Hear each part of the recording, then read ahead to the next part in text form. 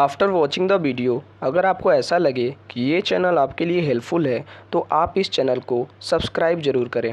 आज हम बात करने वाले हैं पहले की तरह बहुत ही इंटरेस्टिंग टॉपिक के बारे में कि क्या होता है फेरेंटी इफ़ेक्ट। जी हाँ, ये इंटरव्यू के दृश्य से बहुत ही ज़्यादा महत्वपूर्ण क्वेश्चन है, तो आइए इसको समझते हैं। तो जब भी हम दोस्तों क्या करते हैं, सप्लाई से क्या होता है, किसी भी इक्विपमेंट को क्या होता है जब हम कनेक्ट करते हैं, मान लीजिए हमारा मोटर हो गया, उसको हम कनेक्ट कर रहे हैं तो क्या होगा, उस केस में क्या होगा, हमारा जो मोटर है वो बहुत ज़्यादा दूर है, ठीक है ना। तो उसमें क्या हो गया, जैसे ही मान लीजिए हमने 440 वोल्ट का यहाँ पे सेंडिंग वोल्टेज दिया है, ठीक है ना, और हमने क्या किया 440 वोल्ट पर जब सेंडिंग वोल्टेज दिया तो जो हमारा मोटर है वो रिसीविंग पॉइंट पे जो लगा हुआ है उसकी वजह से क्या होता है, बहुत दूर होने की वजह से इसमें क्या होता है, वोल्टेज का ड्रॉप होने लगता है।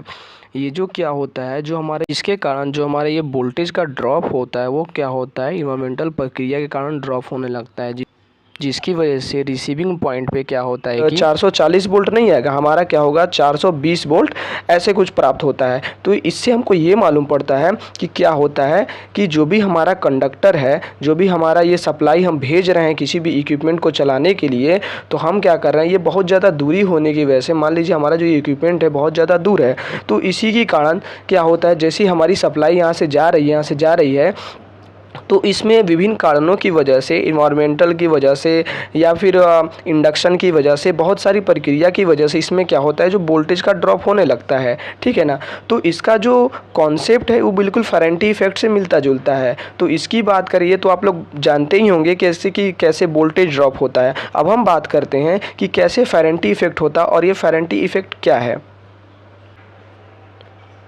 आप लोग इस डायग्राम की मदद से समझिएगा। जैसे कि मान लीजिए ये हमारा जो है सेंडिंग पॉइंट है और ये हमारा क्या हो गया, रिसीविंग पॉइंट है, ठीक है। तो हम क्या करते हैं, जब अपने हमारा जो सेंडिंग पॉइंट से मान लीजिए कि हमने 11 केवी की लाइन भेजी, तो जो हमारी रिसीविंग पॉइंट है वहाँ पे क्या होता है कि 11 केवी जो होता है ना प्राप्त होके हमको क्या होता है, कुछ ज़्यादा मात्रा में वोल्टेज प्राप्त होता है। जैसे कि एक एग्जाम्पल से आप समझिएगा कि हमने क्या हुआ, 11 केवी की लाइन दी सेंडिंग पॉइंट से, ठीक है ना, और जो हमारे रिसीविंग पॉइंट है वहाँ पे लगभग 11.2 केवी हमें प्राप्त हो गया। तो इसका ये मतलब हुआ कि जो हमने वोल्टेज सेंड किया उससे कुछ गुना ज़्यादा बढ़ के हमको रिसीविंग पॉइंट पे प्राप्त हो रहा है। तो इसी को कहते हैं फेरेंटी इफेक्ट। फेरेंटी इफेक्ट वह इफेक्ट कहलाता है जब हम सेंडिंग पॉइंट से कोई वोल्टेज भेजते हैं और रिसीविंग पॉइंट पे वो वोल्टेज कुछ बड़ी हुई मात्रा में हमको प्राप्त होता है, तो वो होता है फेरेंटी इफेक्ट।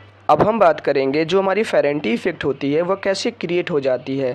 तो इसका जो मेन सा कॉन्सेप्ट होता है, जो मेन पॉइंट होता है वो होता है कैपेसिटर। जी हाँ, ये जो होता है कैपेसिटर के कारण ही हमको क्या होता है, फेरेंटी इफेक्ट देखने को मिलता है। तो इसका जो मेन कॉन्सेप्ट है वो क्या होता है, जब भी हम क्या करते हैं अपने सेंडिंग पॉइंट से रिसीविंग पॉइंट के बीच हम क्या करते हैं, किसी भी वोल्टेज को भेजते हैं, तो उसमें क्या होता है, जो हमारे ट्रांसमिशन लाइन के मध्य में एक क्या होता है, एक इमेजिनरी कैपेसिटर जो होता है वो क्या होता है कि उत्पन्न हो जाता है। इमेजिनरी कैपेसिटर का मतलब है कि हम इसको बनाते तो नहीं हैं, मैनुअली नहीं बनाते हैं, ये अपने आप क्रिएट हो जाता है। तो कैपेसिटर क्या होता है, जैसा कि आप जानते हैं कि जैसे ही क्या होता है इसमें एक इमेजिनरी कैपेसिटर क्रिएट हो जाता है, तो क्या होता है, ये जो हमारा कैपेसिटर होता है वो क्या होता है, करंट को रिड्यूस करने लगता है, करंट को कम करने लगता है। तो जब क्या होता है, जब इसमें क्या होता है, करंट की मात्रा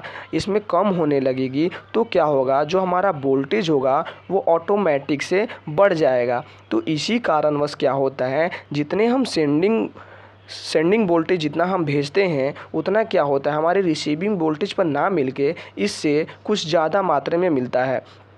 अब आप सोच रहे होंगे कि कैसे ये कैपेसिटर क्रिएट हो जाता है। तो मैं आपको बता दूं, कैपेसिटर में क्या होता है कि दो कंडक्टर होते हैं और उसके बीच में क्या होता है, डाइलेक्ट्रिक मटेरियल को लगा दिया जाता है, डाइलेक्ट्रिक मटेरियल को भर दिया जाता है। तो इसी के कॉन्सेप्ट में क्या होता है, एक इमेजिनरी कैपेसिटर क्रिएट हो जाता है। ये जो हमारी जो वायर होती हैं वो क्या होती है, दो कंडक्टर का कार्य करती हैं, और इसमें जो एयर होते हैं वो क्या होते हैं कि डाइलेक्ट्रिक पदार्थ का काम करते हैं। तो इसी वजह से और इसी कॉन्सेप्ट की वजह से, इसी ऑपरेशन की वजह से क्या होता होता है, एक इमेजिनरी कैपेसिटर जो होता है, क्या होता है, एक इमेजिनरी कैपेसिटर उत्पन्न हो जाता है, जिसकी कारण से क्या होता है, इसमें जो करंट की मात्रा है, जो हमारी करंट की मात्रा है वो क्या होती है, कम हो जाती है, और इसी की वजह से हमारा जो वोल्टेज होता है वो बढ़ जाता है।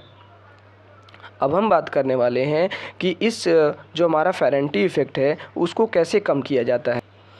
जब भी क्या होता है, फेरेंटी इफ़ेक्ट को कम करना होता है तो हम क्या कर, जैसे क्या हो गया, हमारा सब स्टेशन हो गया, वहाँ पे जो हमारी वोल्टेज आ रही है, जो हमने सेंडिंग वोल्टेज भेजी है और जो हमारे रिसीविंग वोल्टेज हमको मिल रहा है, वहाँ पे क्या होता है कि जब हमें फेरेंटी इफ़ेक्ट को कम करना होता है तो हम क्या करते हैं, मेन लाइन तथा न्यूट्रल लाइन के बीच क्या होता है, एक शंट रिएक्टर क्या होता है हम लगा देते हैं। शंट रिएक्टर लगाने से क्या होता है कि जब हम क्या करते हैं कि दोनों फेजों के मध्य शंट रिएक्टर लगा देते हैं तो क्या होता है, वो जो हमारी कैपेसिटिव करंट होता है उसको कंपनसेट करता है, यानी क्या करता है, उसको बराबर करने की कोशिश करता है।